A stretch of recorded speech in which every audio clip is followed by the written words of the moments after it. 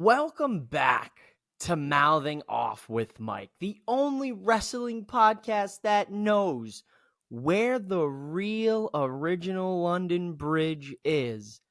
And it's in a location that may surprise you. Ladies and gentlemen, it is time to go ahead and take a look at AEW All In 2024 taking place across the pond out in London at Wembley Arena. Ladies and gentlemen, this is Mouthing Off with Mike, and these are my AEW All-In predictions. Now, at the time of this recording, we are just under 10 matches on the All-In card, and knowing that man Tony Khan, there's probably at least 4 to 5 more coming when it comes to the buy-in and the main card.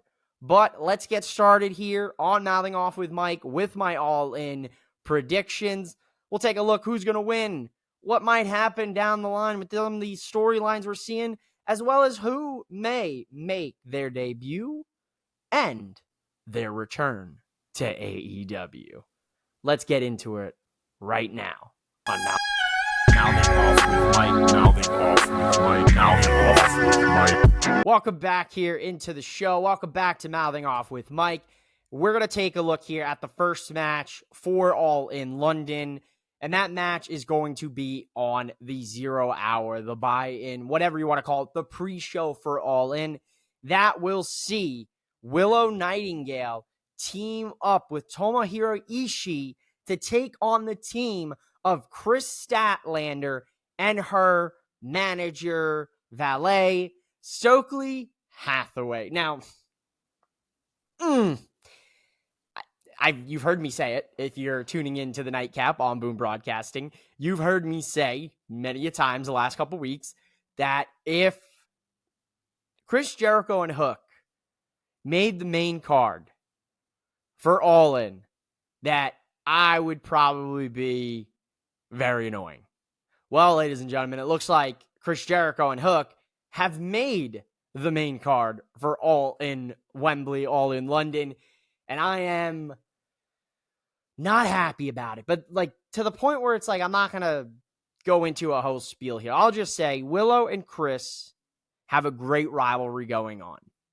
Chris turned on Willow back in May, costing Willow the TBS championship. She aligned herself with Stokely Hathaway. Those two have been absolute menaces to the poor, positive Willow Nightingale. They had a match on Dynamite that was to determine if Chris would get a chance at Willow's CMLL championship. Chris ended up winning thanks to Stokely. I'm not saying that this match needed to be for the CMLL championship on Wembley. Absolutely not. Absolutely not. But I am saying, though, that these two should have at least had a singles match on the main card. Tony Khan had an opportunity to have 3 women's matches with 3 fantastic feuds and stories on the main match card. So a little bit of a missed oppo there. But I will tell you right now that Willow and Tomohiro Ishii will defeat Stokely and Chris Statlander. Simple as that. The Learning Tree, Chris Jericho, will defend the FTW Championship, the For the World Championship, against Hook. I believe Hook will win, once again becoming FTW Championship, and hopefully putting an end to his time in the Jericho Vortex. That is all, and that's all it's going to be. I got nothing else to say about this. All right, let's take a look here at the next match. We're going to take a look at the Casino Gauntlet match. Now, I couldn't tell you every single person in this match.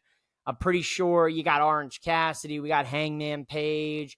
But I want to talk about the potential here to see a debut in the Casino Gauntlet match. Now, we got the news, and to be honest, I already knew this was on the horizon. So I don't need any breaking news or anything like that, so to speak, when it comes to this man. But it has been reported by Fightful that Ricochet has signed a long-term contract or a multi-year contract with All Elite Wrestling. So my pick to win the Casino Gauntlet match, Ricochet. That's That's where I'm at on this one. If he debuts in Wembley, great place to debut him, but an even better place to let this man win this Casino Gauntlet match.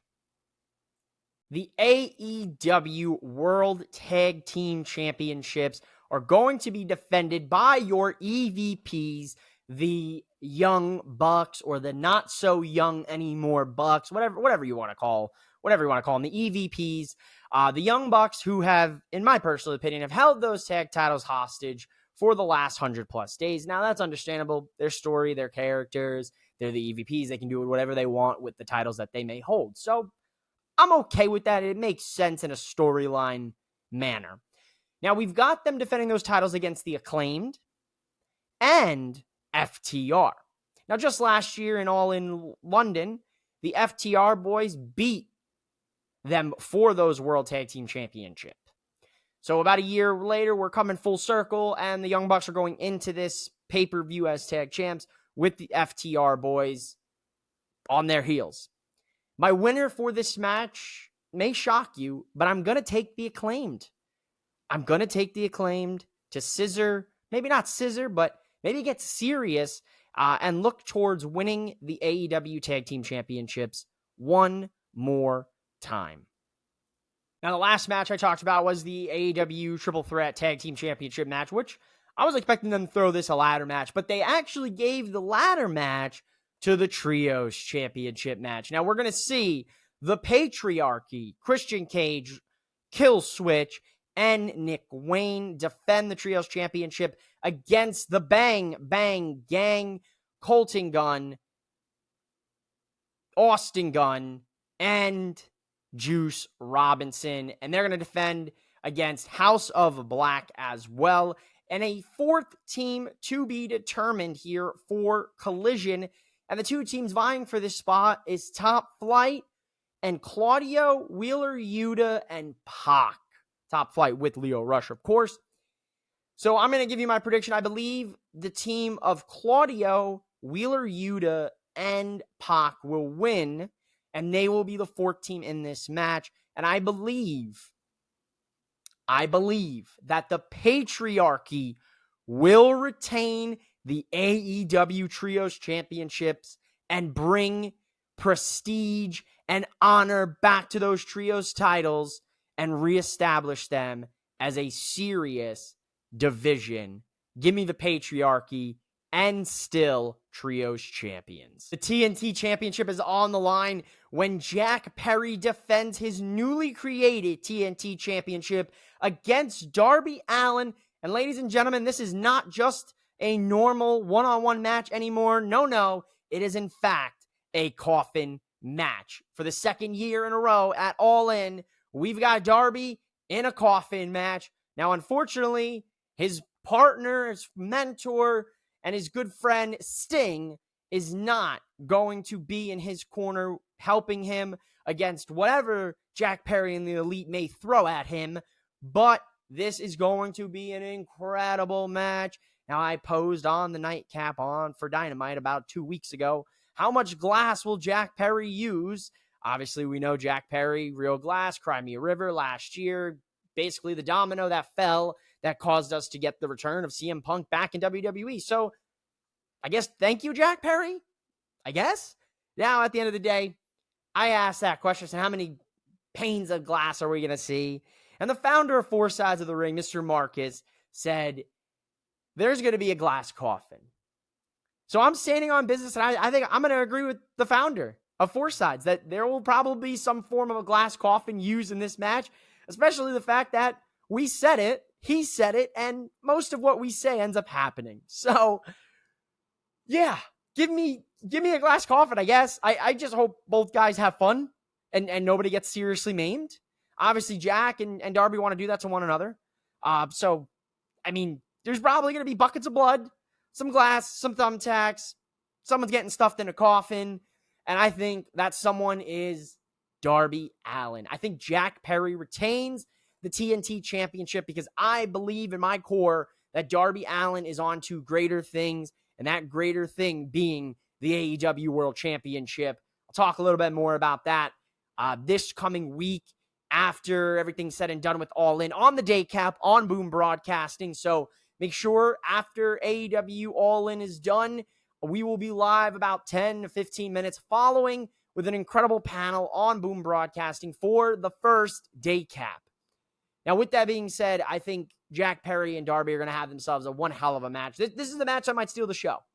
You know, obviously, when you have like a stipulation as like a coffee match, you're expecting some extreme wrestling, right? I expect absolute absurdity with these two guys. They're going to go out there and they're going to go nuts. Darby's probably going to jump off of a 50-foot ladder, go through like 18 panels of glass, get stuffed in a glass coffin, probably. Shout out to Marcus. And Jack Perry will retain the title. Now, I will say, give credit where credit is due. Jack Perry did a hell of a job making his own TNT championship to his liking. Credit where credit is due, man. You know, at the end of the day, I got to give props for that. My man did some metal working. My man hit a little blacksmithing, you know. He went out there and made himself his own title. So shout out Jack Perry here. At the end of the day, I got to give credit where credit is due. Jack Perry and still TNT champion. Oi, bruv. We got the aerial assassin, Will Ospreay, trying to recapture his AEW International Championship from everybody's favorite scumbag and America's true champion, MJF.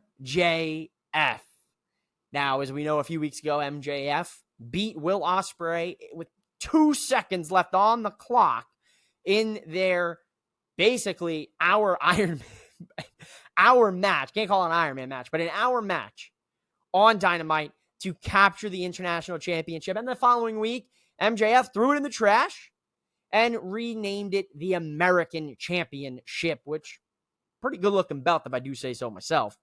And MJF has worn as much Star Spangled Banner merchandise that he could possibly find, from suits to shirts to his own flag, where he has replaced the stars on the flag to his face.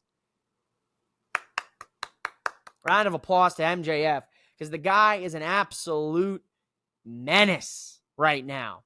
And Will Ospreay is one of the biggest baby faces in AEW currently.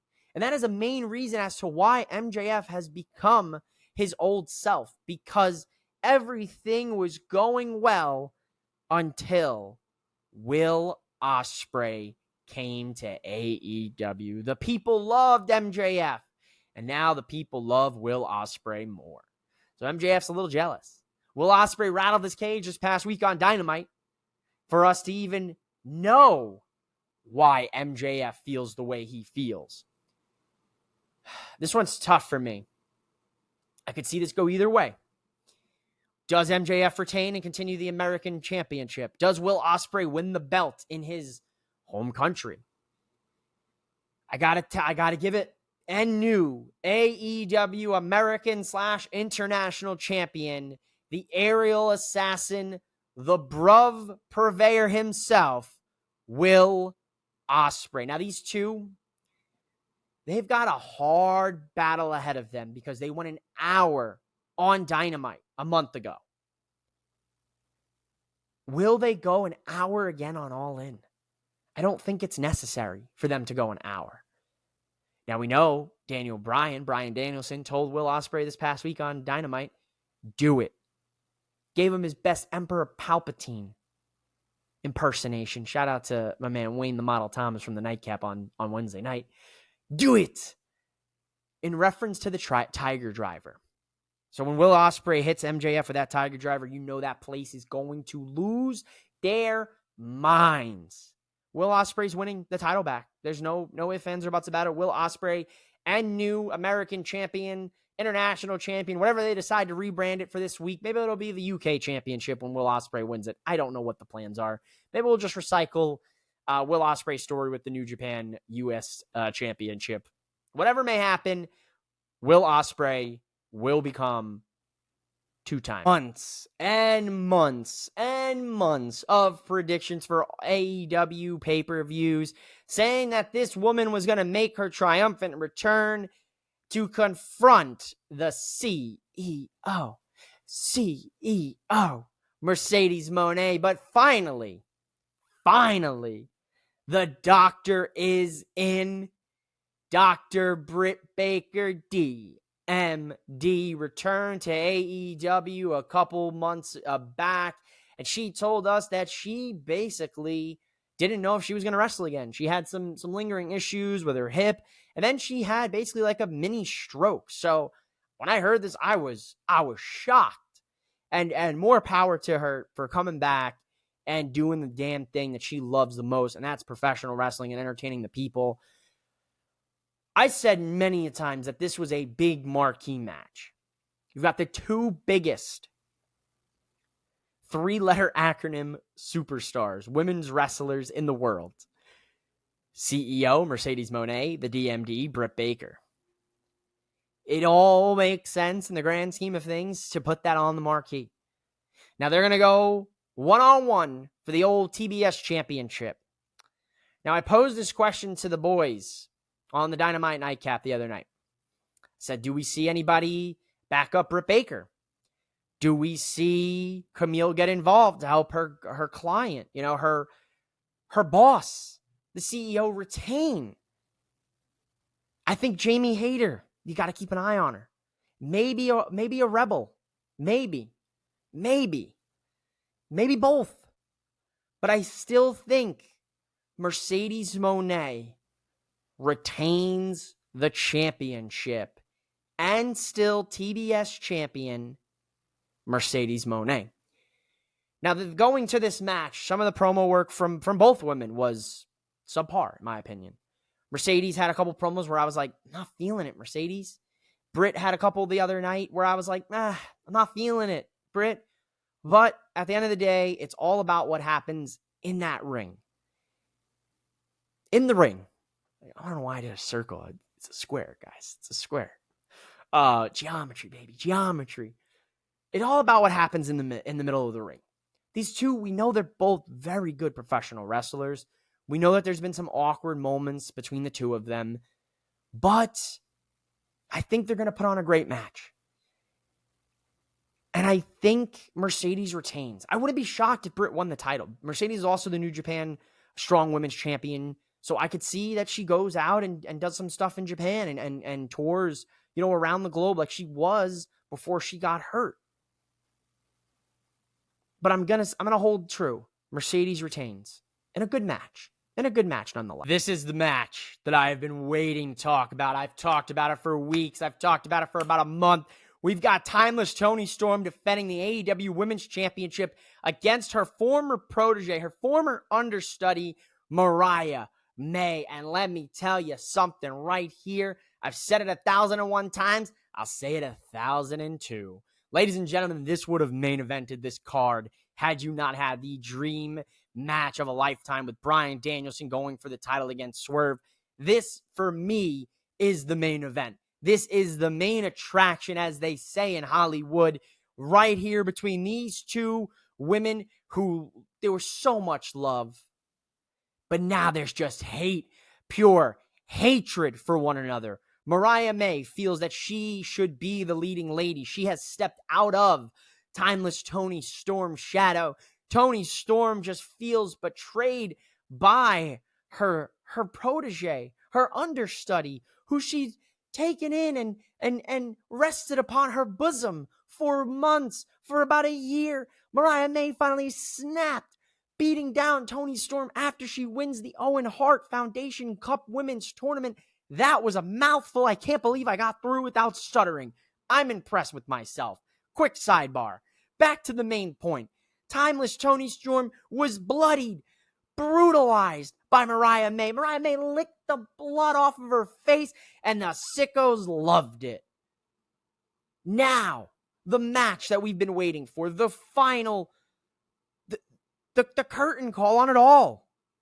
Toni Storm puts the title up on the line against Mariah May here in Wembley. Toni Storm won that title after Saraya won it last year at this very event, thus kicking off the Timeless Toni era, breaking away from the Outcast, becoming this dare I say, the best women's character in professional wrestling in the last 5 years. Character. She now has an uphill battle against a woman who knows all of her moves, knows all of her tricks, has taken out her butler Luther. And I'm here to tell you, ladies and gentlemen, the timeless era will come to a close. The curtain will close. The lights will go out. And Mariah May will become AEW Women's World Champion at All in London. And as they say, this match is going to be cinema. Absolute cinema. I cannot wait to see these two go at it. Give them 30 minutes, 35 minutes, Tony. I beg you, please give them the time that they deserve and have earned telling this story. Swerve Strickland's title is on the line. Bryan Danielson's career is on the line when these two men go one-on-one for the AEW World Championship, and Swerve Strickland believes that he will end Bryan Danielson's career once and for all, daring to say he will break this man's neck in front of his wife and children at ringside in London. Bryan Danielson goes on to tell Swerve that he is the best fucking wrestler in the world, and that Sunday he will become AEW World Champion, and his career will go on just a little bit longer. My God, this match is going to be special. This is going to main event the show, and rightfully so. Like I said, if there was anybody else against Swerve, I could argue Tony and Mariah could main event. But because it is this, the stipulation is on the line, the career's on the line, the title's on the line. Man, oh man, I think we know what's going to happen here. These two are going to go out there. They're going to put on an absolute clinic of a match. Dare I say, probably going to go an hour. Probably, maybe just under an hour. Maybe 45 minutes. They're going to tell a beautiful story with their in-ring work. They told a beautiful story outside of the ring up to this point. Now, it all comes to a head. Who walks out of London the AEW World Champion? And I'm here to tell you who walks out is Bryan Danielson. Yes, yes, yes. For the first time in his career at AEW, Bryan Danielson will hold a championship, and it will be the World Championship. The confetti will fly. The pyro will go off in the air. The locker room will come out, embrace him. He'll hug his wife. He'll kiss his children. The entire arena will be chanting yes, and it will be one of the moments that will live in wrestling history forever. Bryan Danielson and Swerve are going to make magic in London, in that Wembley arena, and I wish I could be there. But I'll be home watching. I'll be yesing like crazy when it happens. The goosebumps may hit. Hell, I may even shed a singular tear. But I'm here to tell you that All in Wembley, when it ends, Bryan Danielson will be your world champion. Ladies and gentlemen, thank you so much here for checking out Mouthing Off with Mike and my all-in AEW predictions. Make sure you stay tuned to Boom Broadcasting immediately following the conclusion of the pay-per-view for the day cap with my incredible panel who will join me to break down all of the matches, all of the action, all of the moments, and any and all of the surprises and debuts we may see. From your host here at Mouthing Off with Mike, go out there and enjoy All In this weekend. I'm out of here. Let's have ourselves a hell of a weekend when it comes to pro wrestling. Mouthing Off with Mike. Mouthing Off with Mike. Mouthing Off with Mike.